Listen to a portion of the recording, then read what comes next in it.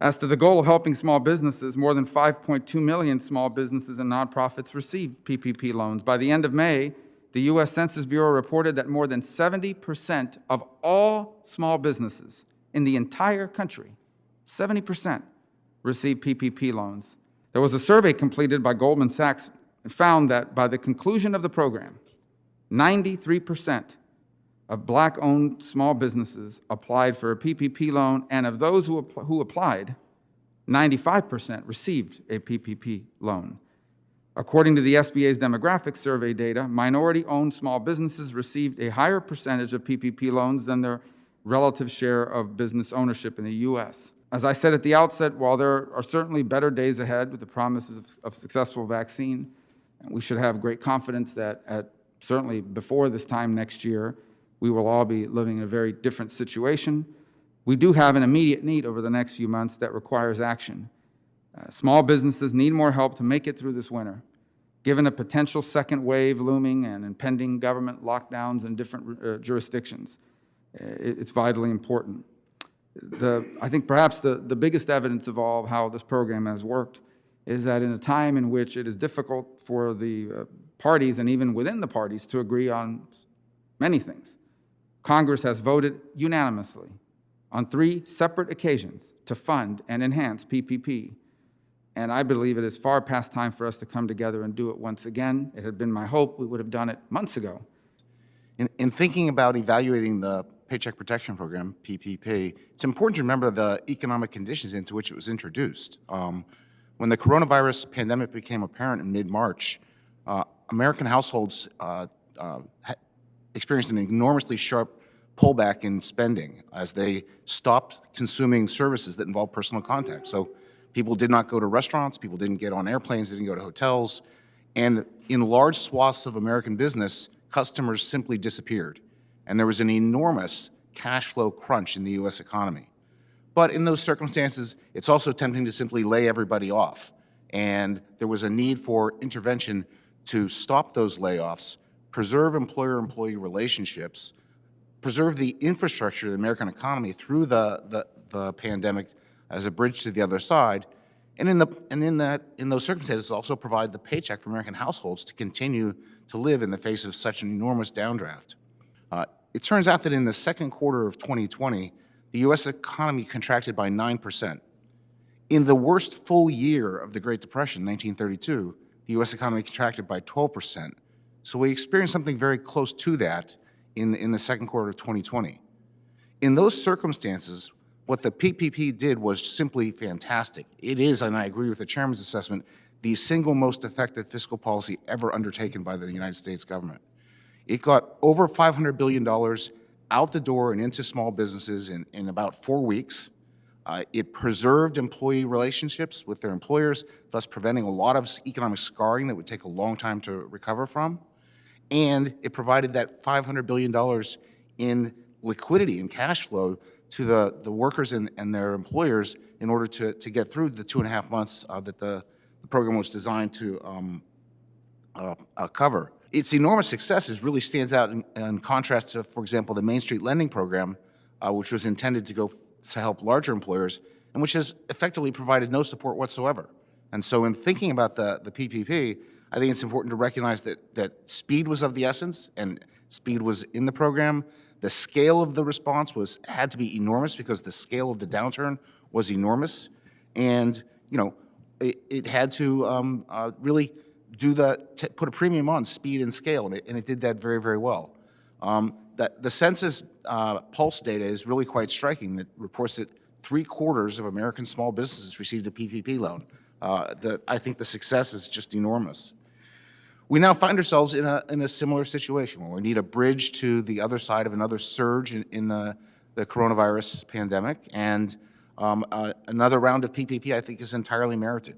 And the good news is there's a lot of experience from the first round that can be brought to bear on a second program, and it can be designed with a little more targeted approach because we aren't experiencing the same kind of broad cash flow crunch that we saw earlier in the year. Our PPP funds went toward bringing back 5 employees, rent on our warehouse, and providing health benefits for employees. PPP has been a critical lifeline to save businesses and jobs. Opportunity Finance Network supports an extension of this program. Orlando, Florida-based BBIF made 200 PPP loans totaling more than $7 million that retained more than 1,300 jobs. The average loan size was about $36,000, and 86% of their PPP loans went to ethnic minorities, including 67% to Black business owners. PPP, which provided 2.5 months of payroll and modest operating expenses, was a lifesaver for many small businesses. It was a crucial support for the U.S. economy. Between the middle of March and the month of April, we lost 22 million jobs in the United States, and the downdraft was severe, and it was enormously quick. And the PPP was able to put $500 billion out into the small business sector during 4 weeks of that period. And we saw employment rebound in May in a way that we had not anticipated. And I think that the PPP was crucial for that, that occurrence. And so I think it should be judged as nothing but a success, given the circumstances in which it was introduced. The PPP program has been a vital lifeline to small businesses in my state of Missouri. It has saved probably countless jobs. It's been a vital, vital program, and it has enjoyed broad bipartisan support. However, I think it is worth noting, we have to note that despite the supposedly broad bipartisan support, we still have not been able to get the program renewed. We still haven't been able to get consensus to actually bring to the floor, have a debate, and vote on a bill that would supply additional funding to renew this program at a vital time. And we see just from today's unemployment numbers that unemployment claims are once again on the rise. And this can only be described as a failure of the Senate and of this Congress to take action at this vital time. So I want to underscore again that it is time to give this program another lease on life to make sure that we get small businesses the help that they need. This is likely to be Senator Rubio's last hearing chairing the Small Business and Entrepreneurship Committee. He's moving on to, as I understand, different responsibilities in the next Congress. And I just would like to take a moment to congratulate you on an incredible record during these 2 years that I've had the honor to sit next to you as the ranking Democratic member. You have really put the Small Business and Entrepreneurship Committee on the map in the United States Senate during this pandemic.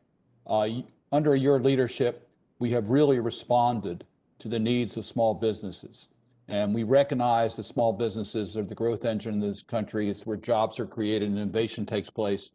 And they're not as resilient in dealing with economic downturns.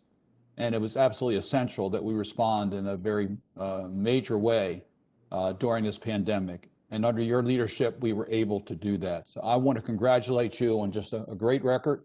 And I look forward to working on this committee on other issues. And I know you're going to be remaining on this committee as we look at how we can do things moving forward to ensure the success of small businesses. Kudos to you for having led this fight, and it was tremendously successful. The other important thing that America doesn't know and probably never will know because it doesn't get reported is this was a bipartisan effort. I mean, a for real, honest to goodness bipartisan effort. And the chairman deserves much credit for that, being able to bring the two sides together. We hear lots and lots of stories about us arguing and fighting up here and not being able to get anything done. And PPP was certainly a great exception to that. And I also want to thank the chairman for allowing all of us to have input into this. We all had our fingerprints on this to some degree, though it certainly was your effort and deserves your name on it. I want to echo Senator Cardin's comments about your leadership on this committee, Senator Rubio. I have very much appreciated the creativity with which you've approached your position as chair and, of course, your leadership as we work to get the PPP program done. And I was very honored to be part of that group, to work with you and Senator Cardin and Senator Collins to help design that program. And hopefully we can get another round. I think all of us agree it's critical to get that out. I really want to give you a special shout out for your leadership over the past couple of years. Small business we're just really in a better position because of it. We've worked on a lot of things that have really helped my state, and I appreciate working with you and your staff. I commend Chairman Rubio for his leadership on small business issues throughout this pandemic. The Paycheck Protection Program has been highly successful at helping small businesses and by extension their employees weather this pandemic.